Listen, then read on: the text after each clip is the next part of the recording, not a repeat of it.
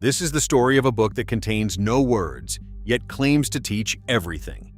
Published in 1677 in the French coastal city of La Rochelle, the Mutus Liber, the Silent Book, consists of 15 engraved plates depicting the entire process of creating the Philosopher's Stone through images alone. Its author believed that the deepest truths could only be transmitted through symbolic imagery, bypassing language entirely. And for nearly 3.5 centuries, people have been trying to decode what those images actually mean. The title page carries a single Latin inscription, the Silent Book, in which, nevertheless, the whole of Hermetic philosophy is depicted in hieroglyphic figures. That's it. That's the only sentence in the entire work. The author published under the pseudonym Altus, meaning the high, deep, and profound one. For centuries, nobody knew who Altus really was. It wasn't until 1976 that French scholar Jean Fleuret definitively identified him as Isaac Boileau, an apothecary born in La Rochelle in 1612. As an apothecary, Boileau knew his way around a laboratory. He understood distillation, chemical operations, the properties of minerals and plant extracts. This wasn't armchair philosophy. This was a man who worked with his hands, and his context matters. La Rochelle was a Huguenot stronghold, devastated by Cardinal Richelieu's 14-month siege in 1627. The population dropped from 27,000 to 5,000 through famine, disease, and death. The Mutus Liber appeared just 49 years later, while the Protestant community was still rebuilding under constant threat of persecution. A book without words is also a book that cannot be quoted against you. So, what do the 15 plates actually show? The sequence opens with a sleeping figure at the base of Jacob's ladder, angels blowing trumpets to wake him. It's a direct reference to Genesis, rendered in mirror script, because in the arcane tradition, the higher world is a reversal of the lower one. The next plates depict the collection of morning dew, sheets stretched between poles to catch what alchemists called the flos coeli, the flower of heaven. A man and woman wring the fabric together, pressing divine liquor into a vessel. The middle plates show laboratory preparation and a philosophical egg heated inside a furnace called an athanor. Then comes the transformation sequence, Nigredo, the blackening stage of death and putrefaction, Albedo, the whitening of purification, and Rubedo, the final reddening into the Philosopher's Stone. The operators themselves change posture at each stage, as though the work transforms the workers too.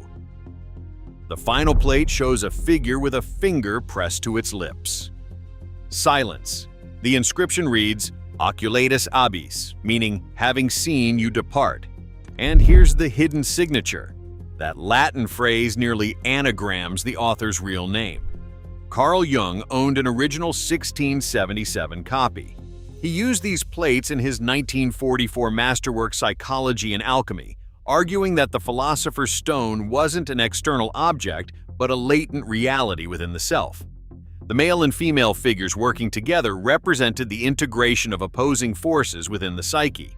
A silent book, Jung argued, was the most honest way to describe processes that resist verbal formulation. Only about 12 original copies survive in major Western libraries today. The Library of Congress holds a hand-colored 1702 pressing that may be unique in the world.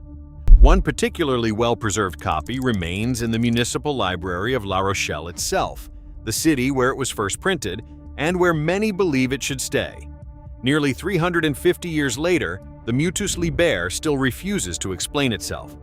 It simply shows you 15 images and asks you to understand. Whether those images encode genuine chemical procedures, spiritual awakening, psychological transformation, or all three simultaneously, the book will never tell you. That was always the point. You depart seeing, or you depart blind. The book remains silent either way. But there is a deeper mystery hiding in the silence.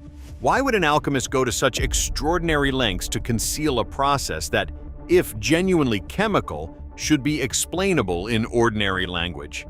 Perhaps the answer is that the Mutus Liber was never intended to function like an instruction manual. It was designed more like a visual initiation.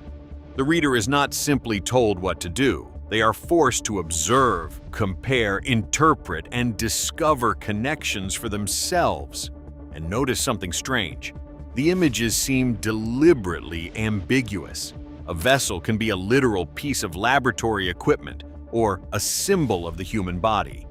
Dew can be water collected from the atmosphere or the descent of something celestial. The furnace can represent a chemical reaction or the intense inner heat of transformation. Nothing is allowed to remain completely literal. This may explain why the book has survived so long. Every generation can look at the same 15 plates and discover a different mutus liber hiding inside them. To a 17th century alchemist, the images may have promised the physical manufacture of gold. To a mystic, they could describe the union of heaven and earth. To Jung, they became a map of psychological transformation. And perhaps that is the ultimate trick of the Silent Book. It doesn't give you an answer. It gives you an image and makes your own mind reveal what it believes the image means.